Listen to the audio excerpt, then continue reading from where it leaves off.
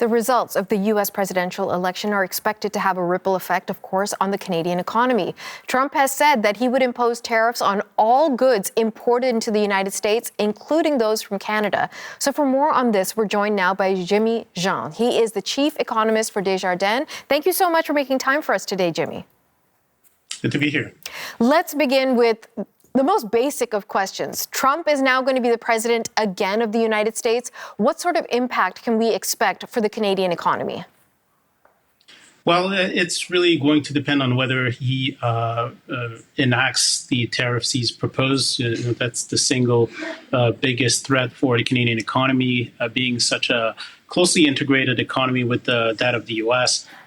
He did apply tariffs on a localized basis in his first mandate. Now he's promising universal tariffs. So, and it could be 10%, but it could also be 20%. He's mentioned both numbers. So what that means is that if he goes ahead with those tariffs, we with our export sectors, so the commodities producers, manufacturing, agriculture, all those sectors would be hurt pretty sharply. That would impact jobs and investment in those sectors, and therefore that would ripple through the Canadian economy. We've heard from the Canadian Finance Minister today. We've also heard from our Foreign Affairs Minister that Team Canada is very much in play right now, that they've worked with this type of administration before.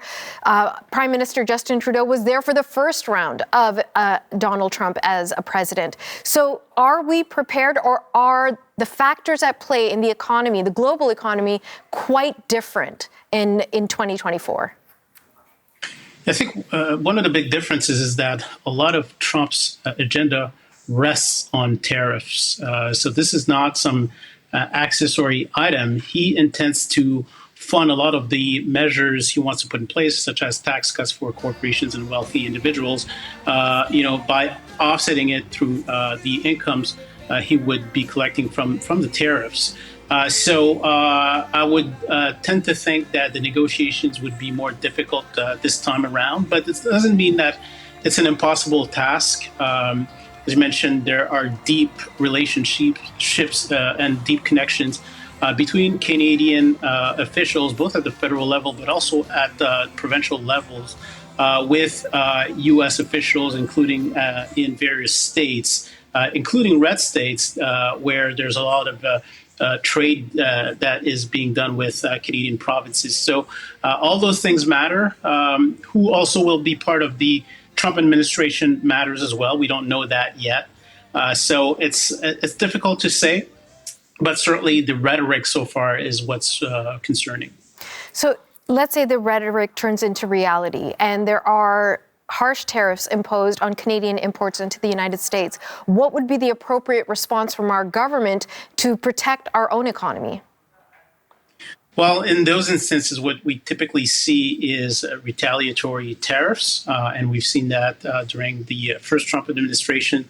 So, if the Canadian government were to apply tariffs on imported goods from the U.S., that would have the impact of raising prices for things that we import. For example, in the auto industry, 62% of the autos that we import come from the U.S. So it would make goods more expensive for Canadians. It would make inputs for businesses more expensive as well. And, they would likely pass those costs through to the end consumer. So that would mean a loss of purchasing power. So there would be jobs that would be lost in exporting sectors, but for the economy as a whole, there would be a loss of purchasing power. And all this is also in line with the idea that the U.S.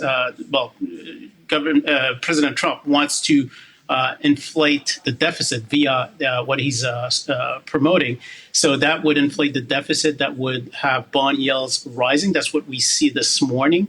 And that means higher borrowing costs. And, Canada is along for the ride because we're seeing borrowing costs increase for Canadian governments as well. So that would actually limit the government's wiggle room in terms of intervening, just because we still have a very significant deficit at this point. So not a whole lot of good news in terms of the implications. I was speaking to one of our producers, Boyan, who spoke to you prior to our conversation, and this is slightly adjacent to the economic conversation, but you had mentioned that one of the other things that Trump has really pushed, aside from the economy and economic strength, has been border control and also immigration and cracking down on immigration. You think that even that policy would have an impact on the Canadian economy? How so? Right. And, the question is whether he can really implement mass deportation of millions of people legally. That will be difficult to implement effectively. But regardless, if he does so, and even if he doesn't, just the message that he's signaling to foreigners wishing to enter the United States, that is going to be tougher going forward, that could have more people looking to Canada right at the time where we are backpedaling on immigration, given our capacity, our welcoming capacity constraints. So that could be another issue for Canadian officials at a time where we really are struggling with affordability issues in housing, and governments are struggling to provide the essential services to the newcomers that we currently have. So it would bring in a number of complications potentially, although it's quite uncertain to what extent, and also the timing at which those issues would play out. And Jimmy, I'll ask you to sort of look ahead a bit, because we've just wrapped up this American election, but we're now going to start looking ahead to the Canadian federal election, which is likely going to happen next year. And if we find ourselves in a scenario where the leader of the Conservative Party, Pierre Poilievre, becomes the next prime minister, we know how the Trudeau-Trump relationship operates. What are you anticipating from a Poilievre-Trump relationship? Right, and we can only speculate. I guess from an ideological perspective, you could suspect them to see eye to eye.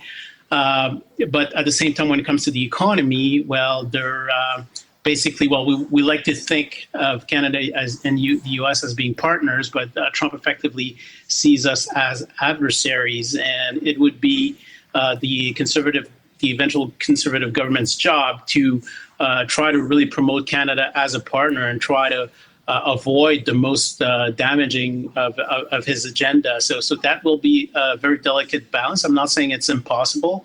There are deep relationships and contacts and lobbying efforts that could help in this area. And those lobbying efforts, by the way, have been carried out for some time now. So they haven't been sleeping on the job. But at the same time, this will be crucial for the eventual government, the new government after the next Canadian election, to really have as a top priority the protection of our interests in the face of this new U.S. administration. Okay, lots of possible scenarios. We'll see how it plays out. Jimmy Jean, thank you so much for your time. Pleasure. Thank you.